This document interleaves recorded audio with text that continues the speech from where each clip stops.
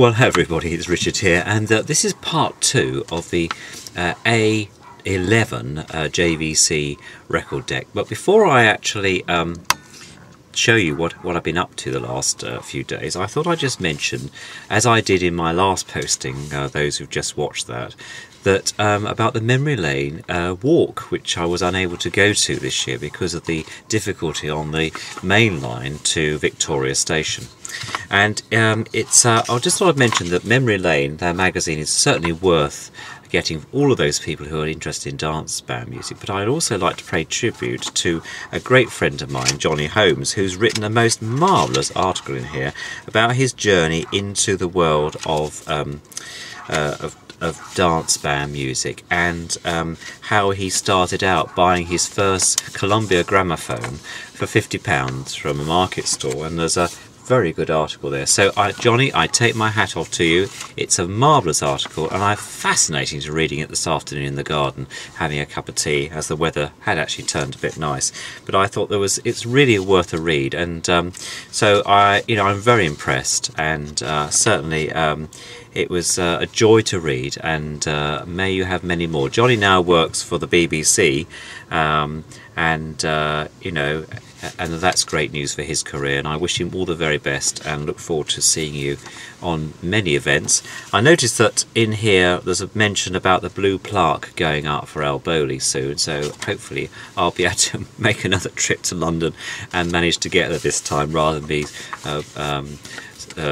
delayed, as it were, and finally cancelled through a sad event at somebody jumping on the line at Otford, which is very sad in whatever shape or form.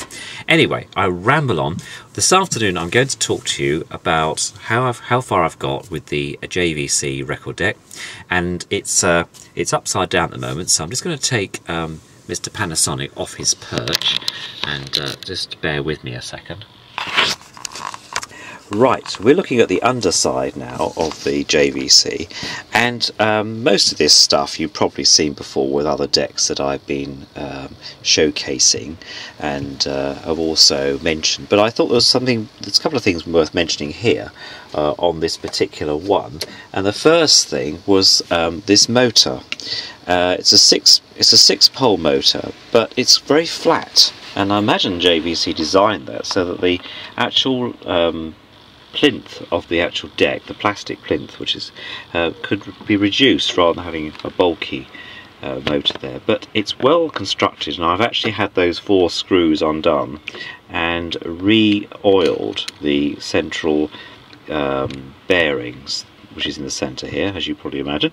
But it's got these 2 enormous capacitors here, smoothing capacitors here, which are 400, I think it says on there, was it 450 volts, or yes, 0.47 farads. They're in parallel together, clearly to smooth out any sort of voltage. And on the switch, because remember I mentioned on the first time round that this machine has a on-off switch, which is quite unusual for a deck. Normally the arm just resting turns the thing off. It's got a return, which is what all this mechanism is here, and this is the central spindle, which I have taken out and re-greased, so that's nice and loose now, and then I've re-greased all of the rest of the mechanism, and it's ready to be put back together. Over here you've got a bit of screening, because this is where the pickup and the cables come through from the cartridge head, and then obviously go into here, which is where the RCA cables are. Here we are, and so all in all it's just ready to be put back together, and then we'll do a test and see how it gets on. But I thought I'd update you this afternoon about how we've got so far. Anyway, speak to you all very soon, and look forward to your comments. Take care, bye.